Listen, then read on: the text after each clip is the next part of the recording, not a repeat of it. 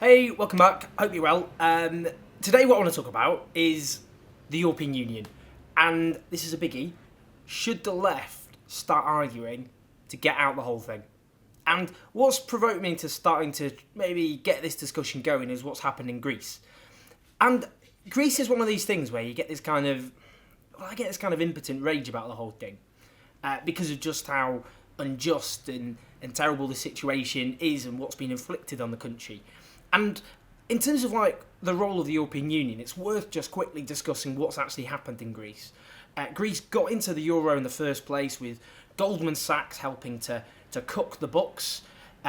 French and German banks in particularly lent recklessly to Greece during the boom years, in the same way that US banks recklessly lent to low-paid Americans during the subprime mortgage crisis. And that was great for Germany because that meant that Greeks and other countries could buy their cars and their other consumer goods that they were exporting. And the euro made massive sense for Germany because what it meant is, instead of the old strong Deutschmark, with all the countries including in the euro was weak, and that meant that German goods were competitive and they could flog them off abroad, and that's why their economy has done so well. What we've seen in the last few years is bailouts which have not gone to the Greek economy. Very little of it has. Most of it's bailed out German and French banks, where they've been forced to impose austerity measures which have achieved nothing except cutting a quarter of the Greek economy, leaving a quarter of the population out of work, over half of young people out of work, sending the infant mortality and the suicide rate, once the lowest in Europe, hurtling as a consequence. And the debt has just mounted as a proportion of the Greek economy. It's simply not working. Now, as the French economist Thomas Piketty has pointed out, Germany is the worst offender of any European country when it comes to debt in the 20th century. In the aftermath of World War II, they had much of their debt written off by many European countries, including Greece. And that made sense because those countries knew this debt is never going to be paid off, it's astronomical, but instead Germany can pursue policies of growth, and of course they became the economic powerhouse that we know today, and pay off some of those debts. We should use all our endeavors and all the constructive ability we possess to secure the establishment of conditions in which our peoples are freed from want. In other words, our purpose is antagonistic to no one. That's what Greece have been arguing for as well. An international debt conference, write off some of the debts, allow them to pursue policies based on growth. The European Union is having none of it. No debt write-offs, forcing Greece to impose even more policies that have already wrecked the country. And it reminds me of that quote that's often ascribed to Einstein: the definition of insanity is doing the same thing over and over again and expecting a different result.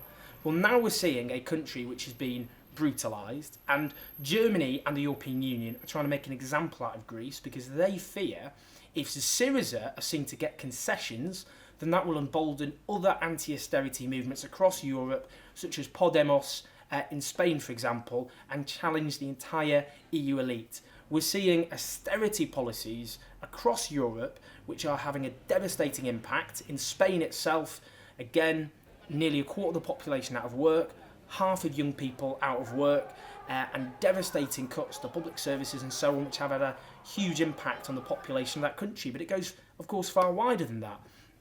These countries can't devalue to make themselves more competitive against Germany, which is benefiting massively from the whole setup.